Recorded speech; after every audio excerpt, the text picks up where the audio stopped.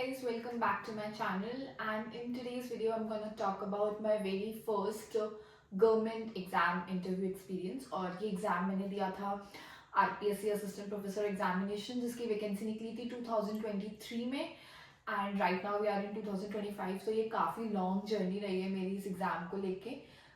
2023 में form fill किया था हमने इसका।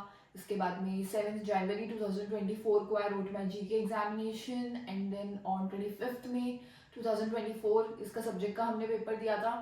उसके बाद में 2025 मार्च में हमारा रिजल्ट आया था, in which I got selected for the interview.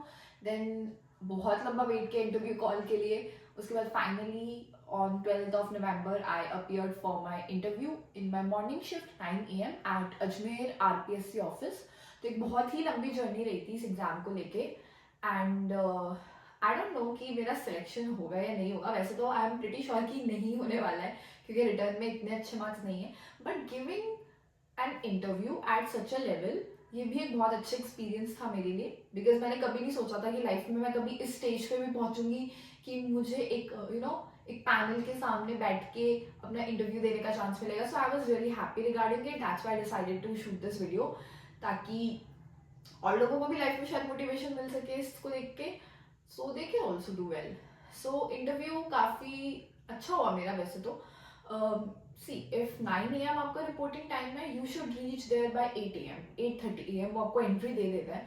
तो जितने भी कैंडिडेट्स वहाँ पे थे वो सब उस टाइम पे पहुँच गए थे। Secondly very important is your dressing sense, कि आप क्या पहन रहे हो। So if you are a girl और अ वुमेन, ऑब्वियसली आप साड़ी या सूट ही पहनेंगे। तो मेरे एक्सपीरियंस के अकॉर्डिंग वहाँ सूट किसी ने नहीं पहना था। Everyone was wearing a cotton और अ खादी साड़ी, एकदम लाइट कलर की पहननी है। आई attach my picture for the reference. मैंने ये साड़ी रेफर करी थी। I order this from Amazon. It was a plain cotton sari. और आप अपने ड्रेसअप का थोड़ा सा बस ध्यान रखिएगा। बिल्कुल आपको कोई मेकअप नहीं करके जाना है। बाल हो सके तो आप बांध के ही जाइए वहाँ पे। अपने सारे डॉक्यूमेंट्स, ओरिजिनल डॉक्यूमेंट्स आपको वहाँ पे लेके जाने होते हैं। So it takes around 2 hours. आपका बायोमेट्रिक होता है, आपके डॉक्यूमेंट्स वेरिफिकेशन होते हैं, इन सब में काफ़ी टाइम लगता है। उसके बाद दे कॉल यू।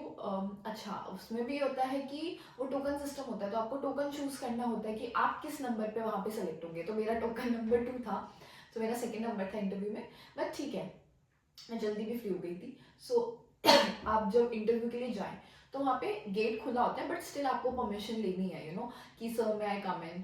तो you once you enter you have to greet the panel. You can say नमस्कार और गुड मॉर्निंग और good evening, whatever it is. They will ask you to sit. बैठने को बोले तो बैठ जाना, नहीं बोले तो खड़े रहना। जब तक बैठने को बोला ना जाए, खड़े रहो लाइक दैट, क्योंकि अच्छा नहीं लगता है। अगर if they have not asked you to sit, please keep on standing and give the answers. But वो लोग बोल देते हैं बैठने को, so you sit over there.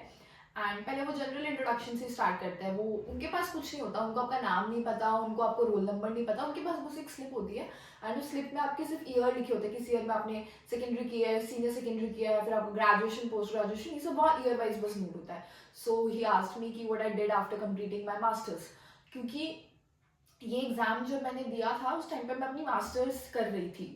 23 में I was doing my MSc, and तब मैंने इसका फॉर्म भरा था। तो उसमें मेरा पीएचडी का रिकॉर्ड नहीं था। तो उसके बाद में आई ज्वाइन माय पीएचडी, तो मैंने उनको बताया, and then I told my topic, and then वो बहुत फैसिनेटेड थे टॉपिक से। उनको पार्किंसन डिजीज जिस पर मैं काम कर रही हूँ उनको बहुत अच्छा लगा सुन के। सो उन्होंने काफ़ी, पहले वो सुपरफिशियली पूछते हैं आपसे, फिर आप जितना आंसर देते हो वो उतना डेप्थ में जाते जाते तो मुझसे काफ़ी डेप्थ तक उन्होंने, अराउंड 10 मिनट्स तक we discussed about this Parkinson disease related thing.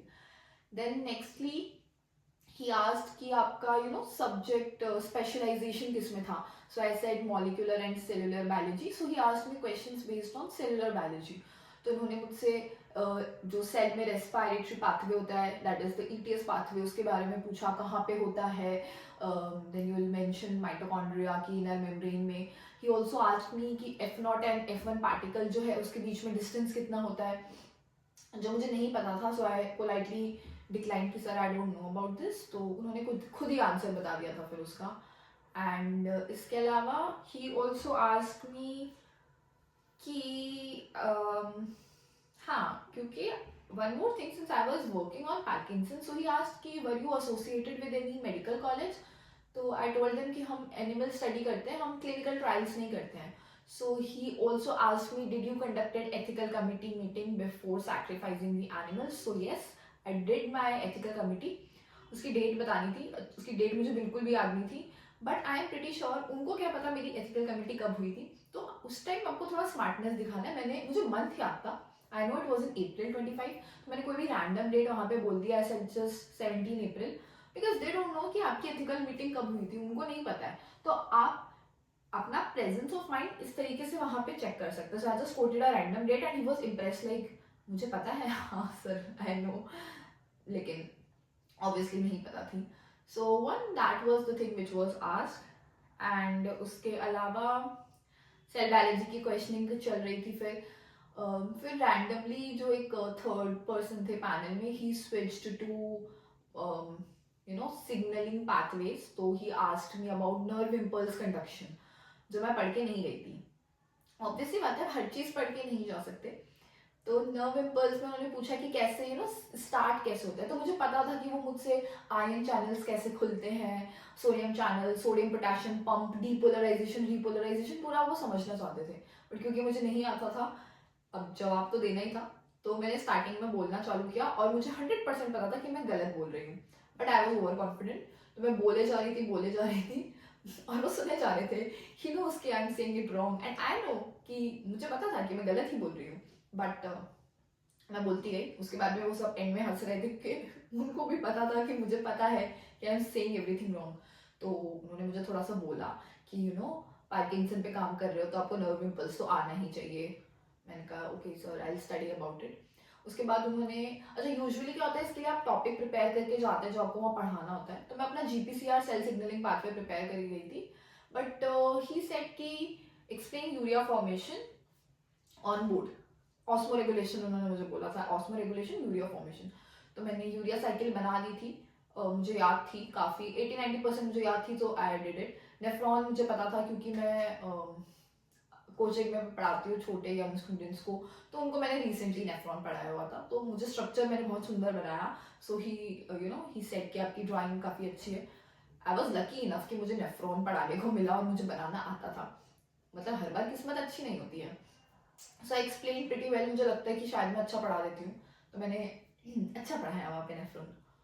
उसके बाद में then I came back on my seat and then he asked me few more questions. जैसे कि उन्होंने मुझसे, या he also asked me about osmoregulators and osmoconformers, जो मैंने बताया था. उन्होंने मुझसे ये क्वेश्चन भी किया था कि पाइसेस से लेके मैमल्स तक कौन से स्पेसिफिक एनिमल्स है जो कि वीवी पैरिटी शो करते हैं. जैसे ओवी पैरिटी तो करते ही है, वीवी पैरिटी कौन शो करता है, ये उन्होंने मुझसे पूछा था. और पेंगुइन का उन्होंने मुझसे ऑर्डर पूछा था कि किस ऑर्डर में होता है. So it's a flightless bird, तो वो इम्पेनी या रेटिटे वाले ऑर्डर में आता है. ही asked me about it. Also he asked मी कि अगर एक फ्रेश वाटर फिश है, वो माइग्रेशन करके उसमें जा रही है ओशियन वाटर में, तो वो कैसे सर्वाइव करेगी, उसमें कैसे ऑस्मो रेगुलेशन होगा, जिसका आंसर मुझे नहीं आता था. तो मैंने उनको कैटाड्रोमस एंड एनाड्रोमस माइग्रेशन थोड़ा बहुत बताया भी, बट इतना डिटेल में मैं उसको नहीं समझा पाई थी. सो ये क्वेश्चन एंड नर्व इम्पल्स, ये 2 जगह मैं अटकी थी वहाँ पेपर में. इसके अलावा उन्होंने मुझसे एक क्वेश्चन और पूछा था कि अगर से लाइक अभी ChatGPT एंड AI का ज़माना है, तो इस टाइम पे कोई 12th पास आउट करा हुआ बच्चा आपके पास क्यों आएगा पढ़ने रेगुलरली. मतलब कॉलेज तो वो ज्वाइन कर लेगा, उसको डिग्री चाहिए, but why will he come regularly to attend your classes. आप ऐसा उनको क्या पढ़ा पा रहे हो जो ChatGPT नहीं पढ़ा पा रहा. तो ये उन्होंने मुझसे एक एनालिटिकल क्वेश्चन भी वहाँ पे पूछा था, जिसका आंसर मैंने किया अपने वे में. एंड एंडिंग जब हुई तो उन्होंने मुझे 2 एक्सपेरिमेंट्स के बारे में पूछा कि first was how will you explain experimentally mitosis and meiosis to students. And secondly उन्होंने पूछा स्टार्च का डाइजेशन माउथ में कैसे होता है. तो उसके लिए मैंने माइटोसिस मियोसिस के लिए जो हम अनियन रूट टिप वाला एक्सपेरिमेंट करते हैं, मैंने उनको वो एक्सप्लेन किया. एंड स्टार्च के लिए जो हमारा सलाइवरिया माइलेज वाला एक्सपेरिमेंट होता है वेरी कॉमन, वो एक्सप्लेन किया. सो मेरा इंटरव्यू में ऐसा था कि उन्होंने बहुत डाइवर्स वे में पूछा. उन्होंने सेल बॉल बायो भी पूछी मुझसे, वर्टिब्रेट इनवर्टिब्रेट भी पूछा, PhD से रिलेटेड चीज़ें भी पूछी, आस्क्ड एवरीथिंग. बट सब कुछ उन्होंने सुपरफिशियली पूछा, वो बहुत डेप्थ में नहीं पूछ रहे थे. लेकिन हाँ, आप हर चीज़ पढ़ के नहीं जा सकते. अनटिल एंड अनलेस आप एक्सपीरियंस टीचर हो, आप ऑलरेडी जॉब में हो, और आप ये सब चीज़ें डेली बेसिस पे डील करते हो, तो आपको आता है. लेकिन अगर आप जैसे मैं पीएचडी कर रही हूँ अपनी, तो मैं सिर्फ अपना टॉपिक पढ़ती हूँ, मैं उसके अलावा ज़्यादा चीज़ें नहीं पढ़ती। तो हर चीज़ आपको उस टाइम पे क्लिक कर जाए एकदम से, ये ज़रूरी नहीं है। तो आई वुड सजेस्ट कि आप पोलाइटली उनको रिफ्यूज़ कर दे। जैसे मैंने नर्व इम्पल्स वाले क्वेश्चन में ब्लंडर किया था कि मैं गलत बोले जा रही थी, आप वैसा ना करें। आई डोंट नो, शायद उनका मूड अच्छा था इसलिए उन्होंने कुछ बोला नहीं, वरना मैंने बहुत गलत आंसर दिया था वो नर्व इम्पल्स वाला। बिकॉज एंड में दे सेड कि you did well and now you can go. तो आप थैंक यू सर बोल के वहाँ से जा सकते हैं। इसके अलावा few more questions were there इन्हीं से रिलेटेड। सी आप जो आंसर देंगे ना, वो उस आंसर में से ही क्वेश्चन आपको पुटअप करेंगे। और जो आप टॉपिक पढ़ के जा रहे हैं और जिसमें आपका स्पेशलाइजेशन है, सो आई वुड सजेस्ट कि आप उसको अच्छे से करके जाएं। एंड मतलब this is a once in a lifetime opportunity जो हमको मिलती है, नो, इस टाइप का इंटरव्यू देने की सबको नहीं मिलती है यार। ये जो एग्ज़ाम था, मैं इसको देना भी नहीं चाहती थी। मैंने लास्ट डे पे इसका फॉर्म भरा था, क्योंकि आप जानते हैं इस एग्ज़ाम के लिए नेट क्वालिफाई होना मैंडेटरी है। और उस टाइम पे जब मैंने फॉर्म भरा था ड्यूरिंग माई एमएससी, मेरे पास नेट नहीं था।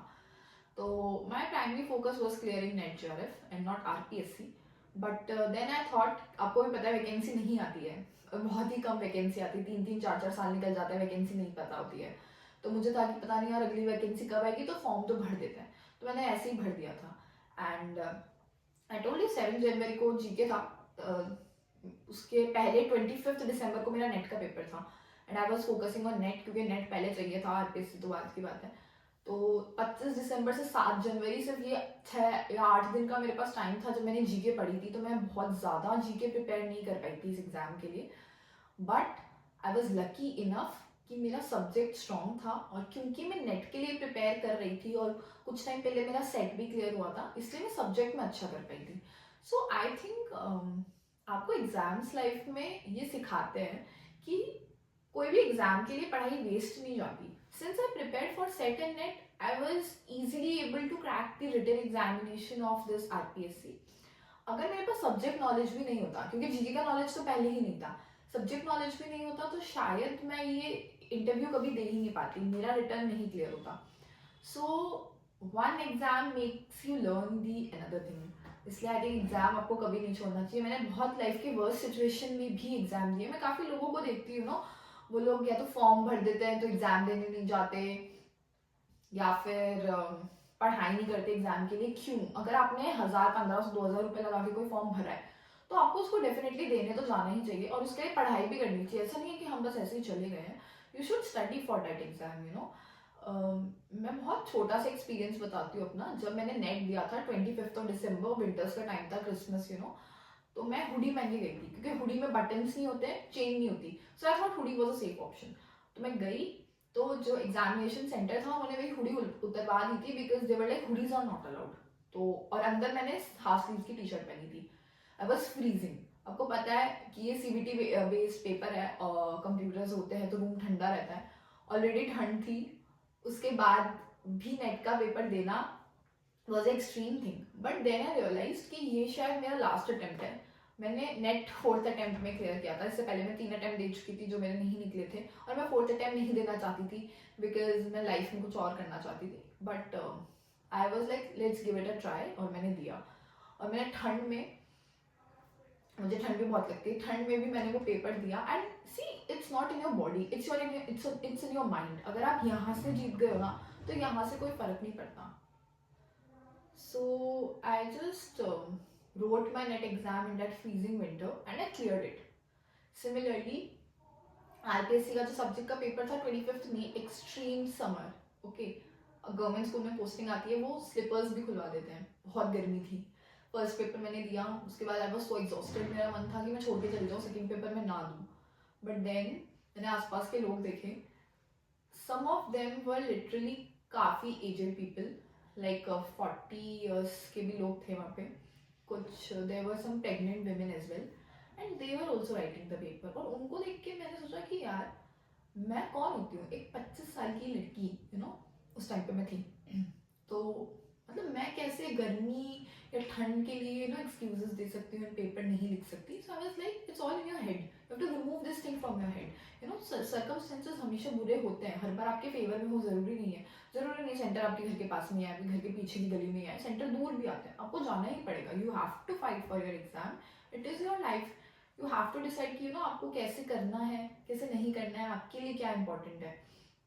So I wrote both the papers in extreme conditions and मेरे दोनों पेपर क्लियर हो गए थे। So see it is a way of teaching कि आप किस तरीके से अपनी लाइफ को प्रिज्यूम करते हैं। And I think if you are preparing for that one exam जो आपकी लाइफ बदल सकता है, सो गिव 100%, मतलब अपना सब कुछ दे दो। लेकिन उस एग्जाम को जिस दिन क्लियर करोगे ना, उस दिन तुमको लगेगा कि you have done something in life. Even though if I am not able to clear this examination, I still feel very proud of myself कि मैं यहाँ तक पहुँच पाई हूँ। क्योंकि लाइफ में एक स्टेज थी जब मुझे लगता था कि मैं कुछ नहीं करूँगी, कुछ नहीं मतलब कुछ नहीं, लेकिन इतना कुछ कर पाना, it was a big thing for me and I am very proud of myself कि मैं आज यहाँ पे हूँ। I was sitting in front of those people. अच्छा, इंटरव्यू में जो सब लोग आते हैं, आपको पता है सब नेट क्वालिफाइड है, काफ़ी लोग पोस्टेड भी होते हैं, तो सब अच्छे लोग आते हैं वहाँ पे, है ना। बट आप अगर वहाँ बैठे हो उनके लेवल पे, दैट मीन्स आप भी उन्हीं की तरह हो, आप उनसे कम नहीं हो। कभी खुद को कम नहीं समझना चाहिए, कभी खुद को छोटा भी नहीं समझना चाहिए, I think. And that's it, you will definitely crack it. So that was all about my experience. Thank you so much for watching. We'll meet you soon in my next podcast. Bye.